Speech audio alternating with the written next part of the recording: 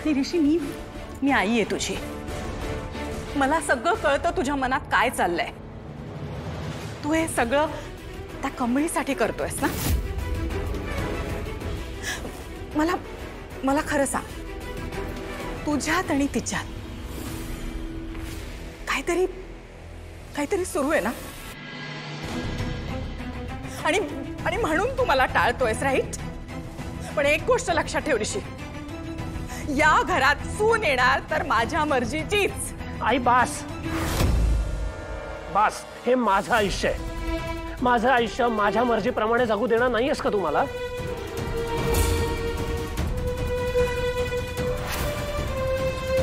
अच्छा, म्हणजे I was right.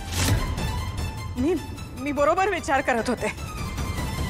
आणि आज इतकं की त्या कमळीसाठी तू माझ्यावर ओरडतोयस. आणि काय बोललास तू? तुझ्या मर्जीनी म्हणजे त्या भिकारड्या कमळीला आपल्या घरची सून करून घ्यायचंय का तुला? आई बास बास, हे कमळी करणं जरा बंद कर. तू समजतेस तसं काही नाहीये आमच्यात. मी तिला मदत करतोय कारण कॉलेजनी त्यांना कोच असाइन केला नाही म्हणून. That's it. ठीक आहे, हे जर खरं असेल ना तर शपथ घे. शपथ घे आणि सांग हेच खरंय. तुझी शपथ? माझ्यात आणि कमळीमध्ये असं काहीही नाहीये. झालं समाधान?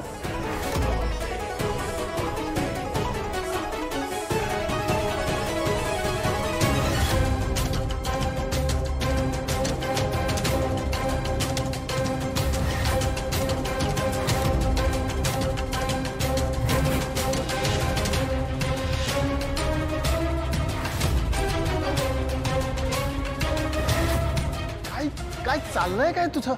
हा,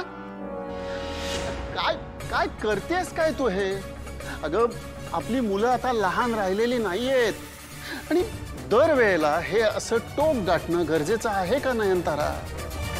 अगं, आपलीच मुलं आहेत ती. त्यांना त्यांचं असं आयुष्य आहे. तूच जन्माला घातलंयस ना त्यांना. हो, मीच जन्म दिलाय आणि मीच त्यांना 9 महिने पोटात सांभाळलंय. तुम्ही फक्त बाप आहात. पण सतीश, फक्त जन्म देऊन होत नसतं. मुलांना शिकवावं लागतं.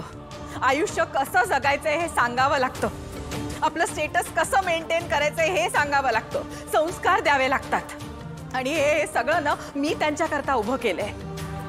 ही लाईफस्टाईल त्यांना माझ्यामुळे मिळाली आहे आणि किमान या लाईफस्टाईलला साजेसं त्यांना वागावंच लागेल. इनामदारांच्या नावाचा प्रश्न आहे.